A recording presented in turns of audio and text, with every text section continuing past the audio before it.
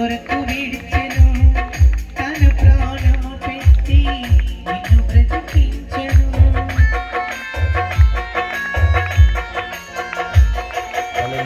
పరలోక మహిమను కొరకు విడిచెను తన ప్రాణము పెట్టి నిన్ను బ్రతికించెను.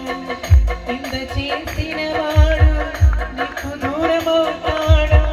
సందేహమును వీడి నిలువ దర్శనము పొంది బ్రతుకుట క్రీస్తు కొరకే చావైతే లాభమనుకు.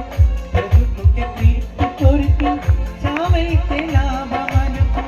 ప్రాణమా నాలో తొందరపడకుమా. ప్రాణమా నాలో తొందరపడకుమా.